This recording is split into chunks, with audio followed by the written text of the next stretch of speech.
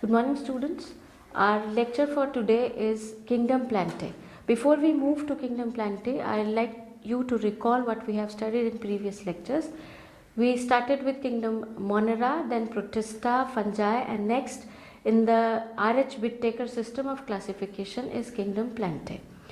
Kingdom Plantae, as all of you are aware, it includes the autotroph, green colored photosynthetic plants which are capable of producing their food on their own. Kingdom Plantae is again divided into two sub-kingdoms. First is Cryptogame and the second is the Phanerogame. Cryptogame includes all the non-flowering plants present on this earth. On the other hand, the Phanerogame includes the flowering plants which are available on the earth. Non-flowering plants are further subdivided into three divisions. First being the Thallophyta, second is the Bryophyta, and third is the Pteridophyta. Thallophyta, the name suggests they have a thallus-like structure and includes algae. What are algae? Algae are again photosynthetic autotrophs, very small, tiny plant-like structures, but they are not true plants. Algae is divided into four main classes. Chlorophyceae, as the name suggests, they are all green in color and they contain the pigment chlorophyll which gives them green color, especially chlorophyll A and chlorophyll B, two types of chlorophyll pigments.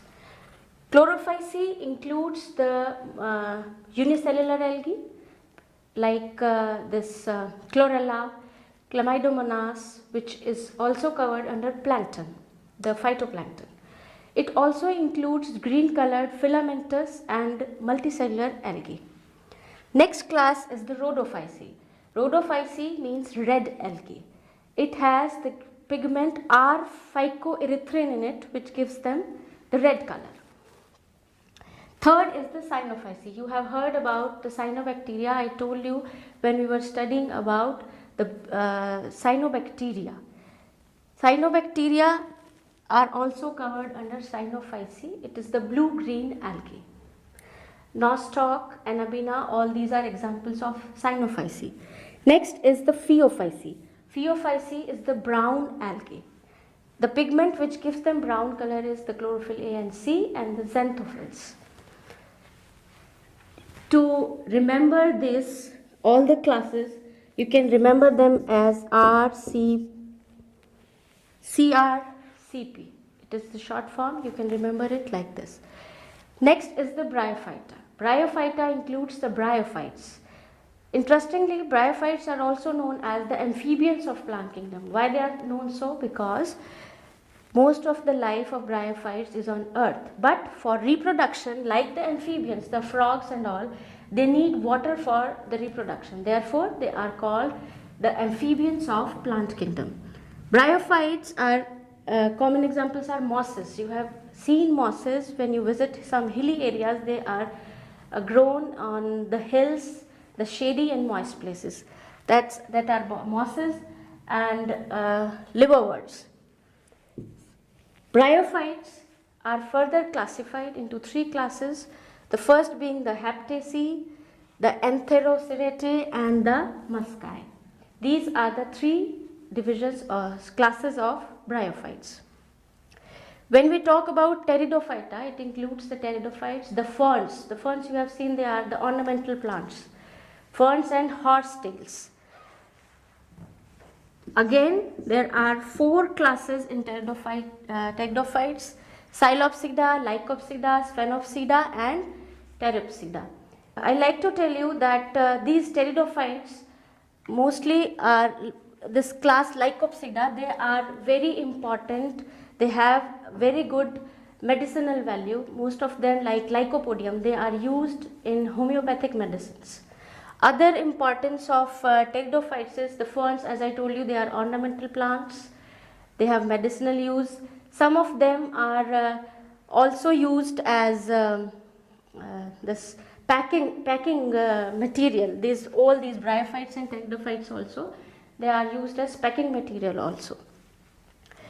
Now, if we talk about the flowering plants cover most of the land area, and they are again divided into two divisions, gymnosperms and the angiosperms. Gymnosperms are the plants which do not have a covering outside the seed. Whenever you see a fruit, the seed is inside that. Seed is the ovule part and the fruit which we eat is the ovary part. But that is in angiosperms. In gymnosperms, the seed is naked or it is not covered. Gymno means without cover and sperms is the seed. So gymnosperms again is further divided into three classes. First one being the Cycadopsida, and the example is the cycas plant. And one product from cycas we obtain is the sago palm, or in the common language we call it sabudana. Then the Coniferopsida, all the pines, conifers are covered under this class. Next is the Gentopsida. These are the three classes of gymnosperms. Now comes the most important part, the angiosperms. They are the fruiting or the flowering plants present. Angiosperms have two classes, the monocotyledons and the dicotyledons. In short, we call them monocots and the dicots. Monocots have only one leaf inside the seed, therefore it is called monocots, and the dicotyledons have two leaflets inside the seed, therefore they are called the dicots. Mostly the monocot includes your rice is an example of monocot. All other big plants like apple or mango, all other plants, they are under dicotyledons. The monocot plants, they have, if you see the leaf, you can identify the monocot plants. The leaf, they have the veins on it, they are parallelly arranged on the leaf. The veins are parallelly arranged, therefore the venation, the type of venation in monocots is the parallel venation. If you see the leaf of a dicot plant, it has a midrib and several small veins running across the leaf. This is called the reticulate venation. Similarly, in the root, the monocot plants do not have the taproot system or the primary root. They have the fibrous root system. Many small roots are there. But in dicot plants, the type of root is the taproot system. So this is one aspect. The other thing I would like to tell you is about the reproduction in all these kinds of plants under the kingdom Plantae. The algae, mostly they reproduce with the help of asexual reproduction or vegetative reproduction. But when you talk about Bryophyta and Pteridophyta, the reproduction has alternation of generation. What is alternation of generation? One generation is called the gametophyte generation, gametophytic, and the other is called the saprophyte. In bryophytes, the dominant stage in the whole life cycle of the plant is the gametophyte stage, but it is reverse in pteridophyte. The main generation in the life cycle of the plant is the sporophyte generation. In pteridophytes, if you have seen some fern plant, on the back side of the leaf, there are small brown structures, dot-like structures, and these are called sori. These sori has sporangia, which are important for making spores, and when these spores germinate, they give rise to new pteridophyte plant. Similarly, in mosses have, in the structure of mosses, which we will be seeing in the practical classes, they have foot seta and capsule. In the capsule, the spores are formed and they are released from this capsule, they germinate to give rise to the new sporophyte generation. In gymnosperms, the megasporophyll and the microsporophyll. Megasporophyll refers to the female cones. In gymnosperms, there are strobili, or which are known as cones. You have seen some of you might have seen the conifer plants. When you go to the hills, they have cone-like structures. These are called strobili. So some cones may be female cones, they are called megasporophylls, and some may be male cones, they are called microsporophylls. These mega and microsporophylls, or female and male cones, they may be present on the same plant or they may be present on the different plants. Like in Cycas, they are present on the same plant, and in the case of Pinus, they are present on the different plants. So what is done is, the megasporophylls, they produce one megaspore which on meiosis gives 4 megaspores. One of these, it turns into the ovule, and the microsporophyll forms the male spores, and with the help of air, they are transported from the male cone to the female cone, and like the fruit is developed, same process is there.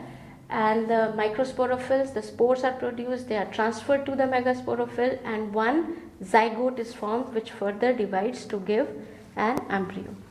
Similarly, in angiosperms, when we see the structure of a flower, it has a stigma, style and ovary, which is the female part, and the male part is, it has the anther and a filament. The pollen grains are produced inside this filament, and they are carried to the stigma of the female part of the flower, and from there, through the pollen tube, the pollen grains are carried to the inside the ovary. When they fuse with the ovules, and an embryo or a zygote is formed, and the seeds are covered inside the fruit, and which is the embryo part, and the ovules develop into seeds. This is in the angiosperms. This is about the classification of kingdom Plantae, and that's all for today.